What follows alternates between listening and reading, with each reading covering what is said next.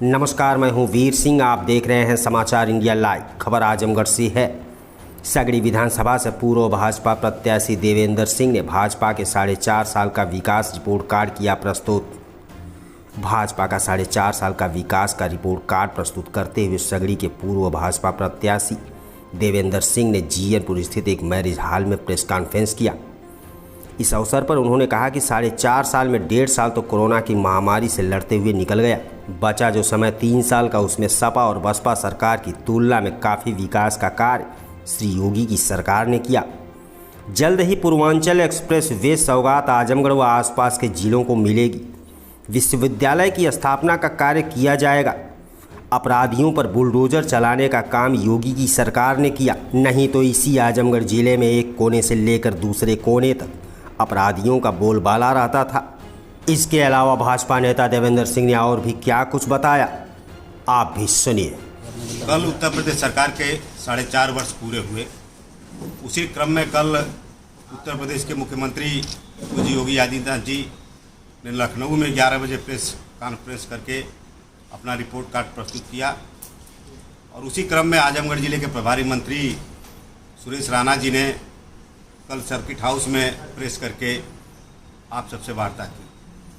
उसी क्रम में आज पूरे प्रदेश में सभी विधानसभाओं में तय किया गया है कि वहाँ की विधायक या भारतीय जनता पार्टी का जो प्रत्याशी रहा है वो अपनी अपनी विधानसभा में प्रेस करके 4.5 साल की सरकार की उपलब्धियों पर चर्चा करें। उसी क्रम में हम सारे लोग यहाँ बैठे हैं।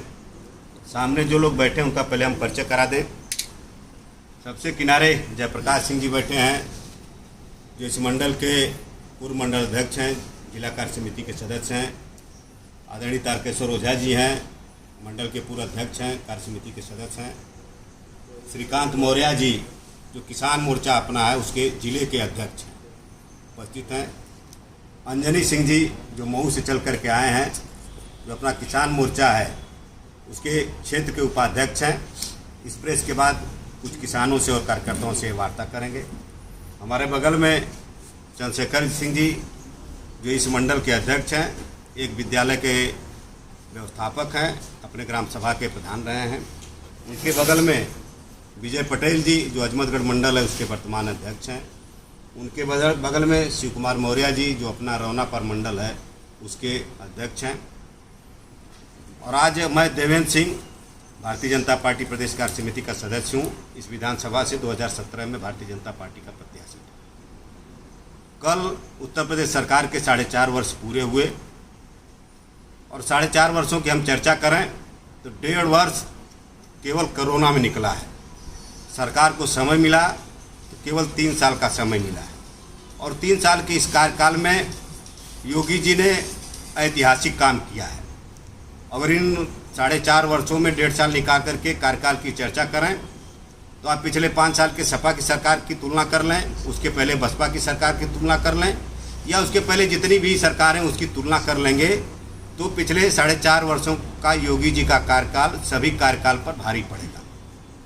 और आजमगढ़ की आप बात करें, हम आप घर बनाते हैं तो 3 साल में घर पूरा नहीं हो पाता है। जब सरकार बनी थी तो देश के यशस्वी प्रधानमंत्री नरेंद्र मोदी जी आए थे, पूर्वांचल एक्सप्रेस वे का उद्घाटन किए थे। 4.5 वर्ष के अंदर ही जल्द ही आजमगढ़ की जनता को पूर्वांचल एक्सप्रेस वे की सौगात मिलेगी। हम आप पूर्वांचल एक्सप्रेस पर चढ़ने के बाद 2 से ढाई घंटे के अंदर ही हम लखनऊ पहुंच जाएंगे। उत्तर प्रदेश सरकार की उपलब्धि की चर्चा करें तो जल्द ही आजमगढ़ में विश्वविद्यालय का शिलान्यास करने पूज्य योगी जी महाराज, उत्तर प्रदेश के मुख्यमंत्री जी आएंगे। और विभिन्न माध्यमों से आप कानून व्यवस्था की चर्चा करें तो एक ही उपलब्धि सारी सरकारों पर भारी पड़ जाती है। चाहे सपा की सरकार रही हो, चाहे बसपा की सरकार रही हो, तो केवल जंगल राज था, गुंडा राज था। और ख़ास करके आप आजमगढ़ की ही चर्चा करेंगे तो जिले के चारों कोने पर अपराधी सक्रिय रहते थे, अपराधी रंगदारी मांगते थे, अपराधियों का राज चलता था, चाहे सपा की सरकार रही हो, चाहे बसपा की सरकार रही। आपने देखा है, आम जन ने भी देखा है, जितने भी अपराधी हैं या तो जेलों में हैं, उनका जो साम्राज्य खड़ा था उन पर योगी जी ने बुलडोजर चला करके उनको साम्राज्य को ध्वस्त करने का काम किया है। तो कानून व्यवस्था की आप चर्चा करेंगे तो ये कानून व्यवस्था के बारे में वर्तमान की सरकार सभी सरकारों पर भारी पड़ी है और आम जन भी कहता है कि उत्तर प्रदेश में फिर एक बार योगी जी की सरकार होनी चाहिए। अयोध्या में भव्य मंदिर के निर्माण की बात हो, चाहे दीपावली मनाने की बात हो, चाहे काशी में जो लोग भी बाबा विश्वनाथ के दर्शन करने गए होंगे, काशी कॉरिडोर के निर्माण की बात हो, चाहे जितने भी अपने तीर्थ स्थल हैं उनको कैसे विकसित किया जाए, ये पूरी सरकार ने प्रयास किया है। आजमगढ़ के भी खास करके सगड़ी विधानसभा की आप बात करें, सरकार बनते ही आप जीएनपुर से अजमतगढ़ ब्लॉक का जो चौड़ा सड़क देख रहे हैं, सरकार ने तय किया था कि जितने भी हमारे ब्लॉक मुख्यालय हैं उसको हम चौड़ी सड़क से जोड़ेंगे। उसी क्रम में जीएनपुर से लेके अजमतगढ़ तक ब्लॉक ये सड़क चौड़ी हुई, जिस पर आप चलते हैं। रजादेपुर से हरैया ब्लॉक तक सड़क चौड़ी हुई, जिस पर आप चलते हैं। लाट घाट से लेकर के रौना पार के सड़क का प्रस्ताव चौड़ीकरण है, जल्द ही उस पर काम शुरू होगा। बिलरियागंज से रौना पार तक की सड़क का काम का प्रस्ताव मंजूर है, उस पर काम शुरू होगा। चिकित्सा के क्षेत्र में आप चर्चा करें तो आपके लाट घाट में सीएससी है, कुछ ही दिन पहले आप लोग गए होंगे, वहाँ ऑक्सीजन प्लांट लगा है और काम करना शुरू कर दिया है। तो एक तरह से 4.5 वर्षों में हर क्षेत्र में जितने भी सरकारी नौकरियां लगी, कोई एक आदमी नहीं कह सकता है उसमें कहीं भ्रष्टाचार हुआ हो। चारों तरफ योगी जी ने एक अच्छा शासन देने का इन 4.5 वर्षों में काम किया है और एक सक्षम शासन पूरे प्रदेश को देने का काम किया है। आजमगढ़ में सत्ताधारी दल के विधायक सांसद न होने के बाद भी आप कल्पना करिए, आजमगढ़ के सांसद हैं अखिलेश यादव, कितनी बार आजमगढ़ आए हैं। उत्तर प्रदेश के मुख्यमंत्री हैं योगी आदित्यनाथ जी। आप 4.5 वर्षों में आप खुद गन के बता दीजिए कितनी बार आए हैं, तो 5 से 6 या 7 बार योगी जी आज शुरुआत किए थे सगड़ी में, जब बाढ़ आई थी तब आए थे। विभिन्न अवसरों पर 6 महीने नहीं बीतता है जब योगी जी न किसी कारण से कोई न कोई विकास की योजना लेकर के आजमगढ़ में आते हैं। यहीं के सांसद हैं अखिलेश यादव, सपना देखते हैं कि हम उत्तर प्रदेश के मुख्यमंत्री बनेंगे। 22 आते ही वो शायद शपथ लेने का सपना देखते हैं, लेकिन आजमगढ़ से सांसद हैं। जगह जगह समाज पोस्टर लगाता है कि अखिलेश यादव के गुमशुदी की। जब से अखिलेश यादव सांसद हुए हैं 2 वर्षों में कब आए हैं मुझको तो ध्यान नहीं है। आए होंगे किसी के शादी ब्याह में आकर के लौट गए होंगे। कभी आपके दुख में, सुख में, बाढ़ में, आग में आजमगढ़ के सांसद होने के नाते कहीं अपनी भूमिका निभाए हों तो आप लोगों के सामने है। आज के प्रेस वार्ता के पीछे उद्देश्य यही था कि हम 4.5 वर्षों की बातों को आपके सामने रखें। सूचना विभाग के डायरी के माध्यम से अभी जल्द ही 4.5 वर्षों का जो काम हुआ है उसके माध्यम से बुकलेट भी आपके पास है, उसके आधार पर भी आप इन 4.5 वर्षों की उपलब्धियों के बारे में चर्चा कर सकते हैं। आज के अवसर पर मुझको इतना ही कहना था, आप लोगों में से किसी को पूछना हो तो। सर, जैसा कि सगड़ी में काफ़ी काम हुआ है, बाढ़ से हमेशा लोग परेशान रहते हैं, उसके लिए सरकार क्या कर रही है सर? जब से सगड़ी है, जब से घाघरा है, तब से इस धरती पर बाढ़ है। 4.5 साल पहले भी सरकारें रहती थी, लेकिन भारतीय जनता पार्टी की सरकार में जब से योगी जी मुख्यमंत्री बने हैं, पहली बाढ़ आई, योगी जी खुद आए, प्रत्येक पीड़ित परिवार के घर तक राहत सामग्री पहुंचाई गई। फिर एक बार बाढ़ आई, डिप्टी सीएम केशव प्रसाद मौर्य आए, हर पीड़ित के घर राहत सामग्री पहुंचाई गई। और बाढ़ के प्रभावी नियंत्रण के लिए चाहे रिंग बंधा हो, चाहे नोज हो, चाहे ठोकर हो, उसका निर्माण लगातार सिंचाई विभाग के माध्यम से उत्तर प्रदेश सरकार कर रही है। और आपने फर्क भी महसूस किया होगा, हर बार जितनी तबाही घाघरा सगड़ी में मचाती थी, पिछले 4.5 वर्षों में 4 बार बाढ़ आई है ना, 4 बार बरसात का मौसम आया इस सरकार में। जिस तबाही का मंजर इसके पहले देखा जाता था वो अब नहीं दिखाई देता है। दूसरी समस्या यहाँ आग की है। सगड़ी विधानसभा का बहुत बड़ा हिस्सा कभी बाढ़ में रहता है, बाढ़ जब खटकती है आग के हवाले होता है। लाट घाट में उत्तर प्रदेश सरकार ने फायर स्टेशन बनाने का काम शुरू कर दिया है, वो भी आप लोग देखते होंगे। तो सगड़ी विधानसभा की बाढ़ और आग की 2 प्रभावी समस्याओं पर प्रभावी कैसे नियंत्रण किया जाए, उसके लिए सरकार पूरा प्रयास कर रही है। और उसी प्रयास के क्रम में बंदे का निर्माण है, उसी प्रयास के क्रम में लाट घाट में फायर स्टेशन के निर्माण का काम हुआ है।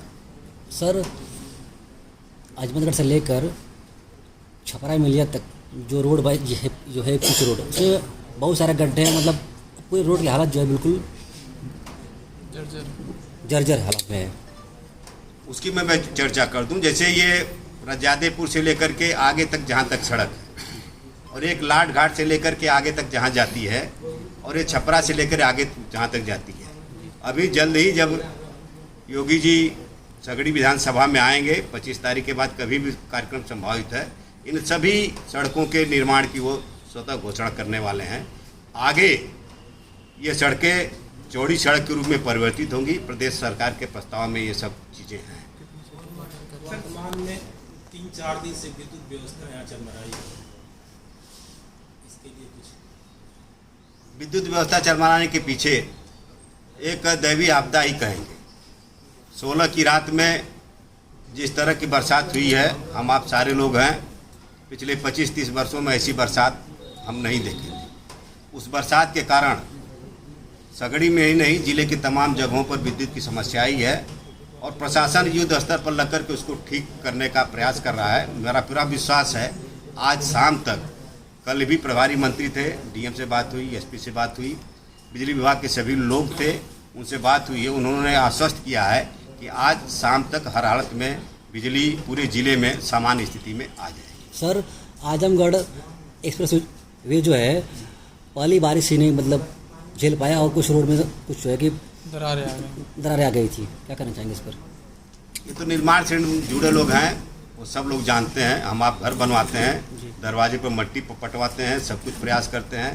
पहली बारिश में कुछ न कुछ उसमें होता है, तो वो निर्माण की प्रक्रिया में ही है कि 1 बरसात, 2 बरसात, 3 बरसात, जब भी बरसात आएगी तो जो भी समस्याएं आएंगी वो यूपीडी का काम है, उसको उन्हें दुरुस्त करके पूर्वांचल एक्सप्रेस वे जनता के लिए समर्पित करने का काम उत्तर प्रदेश सरकार करेगी। सपा इसे भ्रष्टाचार बता रही है। सपा कहती है इसमें बड़ा भ्रष्टाचार हुआ है। सपा भ्रष्टाचार नहीं कर पाई, उसका अफसोस है सपा को। आपको जानकारी होनी चाहिए, सपा ने जब इस पूर्वांचल एक्सप्रेसवे का प्रोजेक्ट तैयार किया था, उसकी लागत और वर्तमान लागत में कई 100 करोड़ का अंतर है। योगी सरकार ने इस पूर्वांचल एक्सप्रेस की चौड़ाई भी बढ़ाई, इसके बाद भी लागत कम।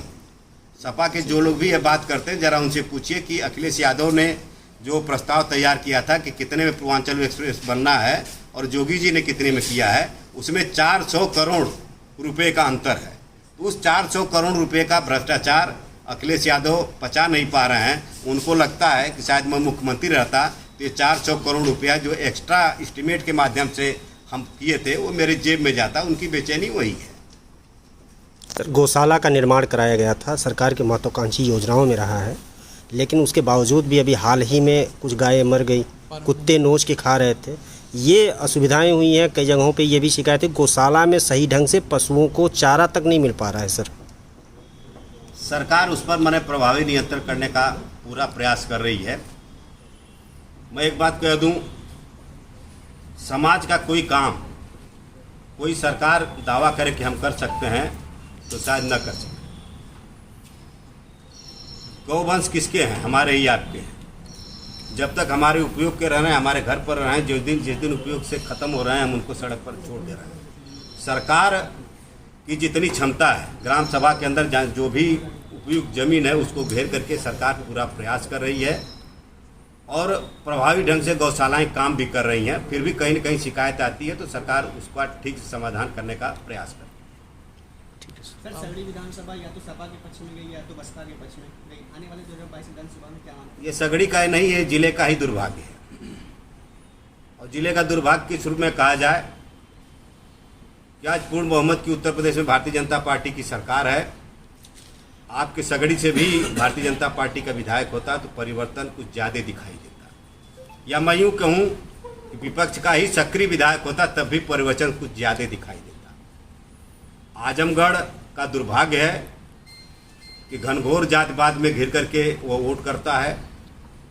कई दुर्भाग्य आजमगढ़ के साथ जुड़े हैं, लेकिन मैं दावे के साथ कहता हूँ पिछले जो 4 साढ़े 4 वर्षों का अनुभव आया है और समाज में जो परिवर्तन आया है, एक चीज़ की गारंटी है कि 2022 में जब भी चुनाव होगा, एक बार फिर उत्तर प्रदेश में भारतीय जनता पार्टी की सरकार बनेगी और योगी जी मुख्यमंत्री बनेंगे। यह बात जब जिले के लोगों को ठीक से पता है, तो जिले की जनता के भी मन में है कि इस बार हम 22 में जब भी चुनाव होगा तो हम अधिक से अधिक सीटों पर भारतीय जनता पार्टी का प्रतिनिधित्व बना करके भेजेंगे कि आजमगढ़ भी प्रदेश के विकास के साथ कदम से कदम मिला के चल सके। और सपा जिस तरह कह रही 403 सीटों पे हम लोग चुनाव जीत के सरकार बनाने जा रहे हैं, और इस बार उत्तर प्रदेश में भारतीय जनता पार्टी की सरकार को जनता उखाड़ के फेंकने के मूड में, क्या प्रतिक्रिया सर उस पर?